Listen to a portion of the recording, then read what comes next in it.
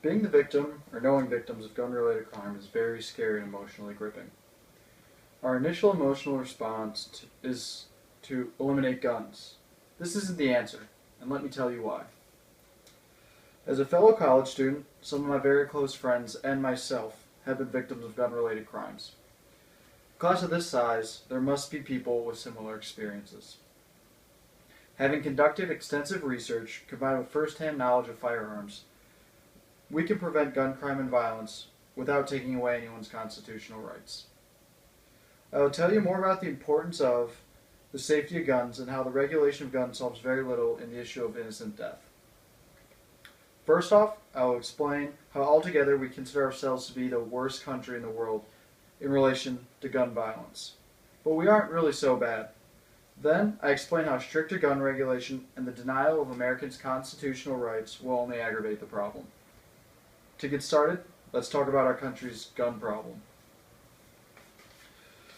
The U.S. is constantly in the news for mass shootings, yet we really aren't all too bad compared globally amongst other developed nations.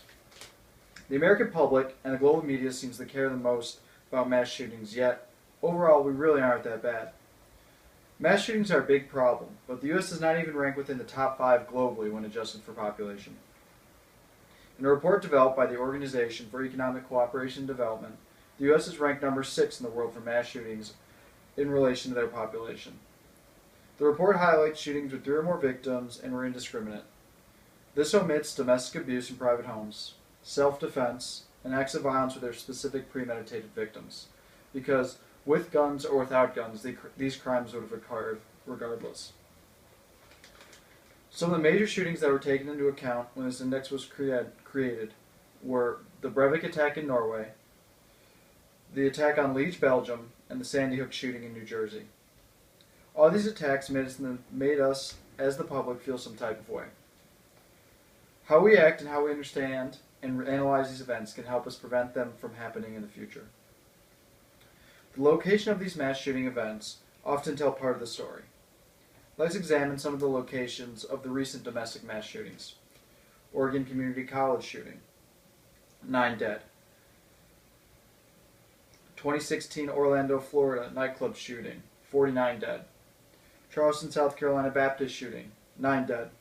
Isla Vista, California, 6 dead. 2009 Fort Hood military post shooting in Texas, 16 killed. Washington, D.C. Navy Yard shooting, 12 killed. Santa Monica, California, 2013, 5 killed. Newtown, Connecticut, Sandy Hook Elementary, 27 killed, according to the National Review published in 2016. All these locations were gun-free zones. Our natural reaction to such horrific events is to ban all firearms, or to punish the gun store, or the dealer that sold the murderer the weapon. But as we enact regulation and controls against firearms, we are only hurting ourselves.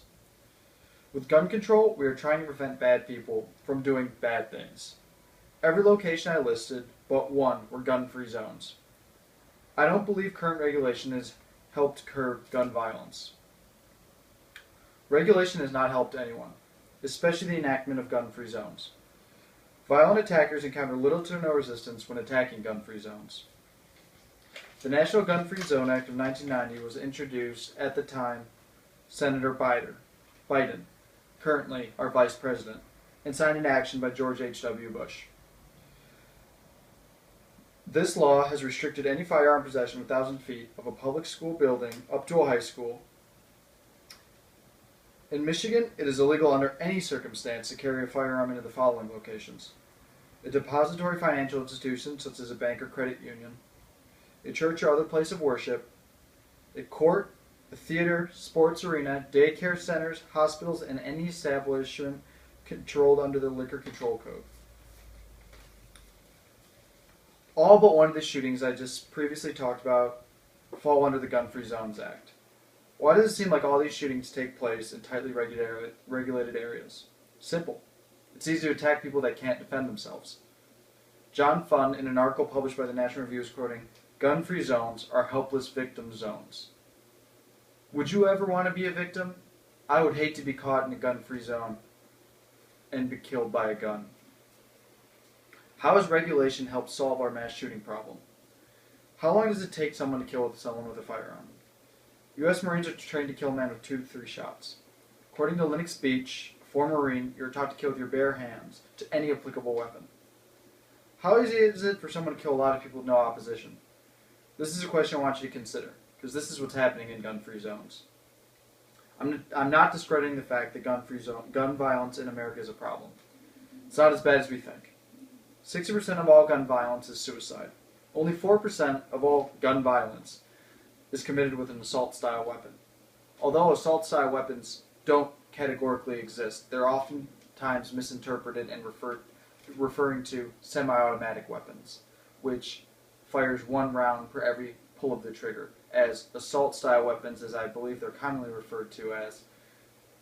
Lawmakers are trying to talk about automatic weapons, which are incredibly hard to get your hands on in the United States.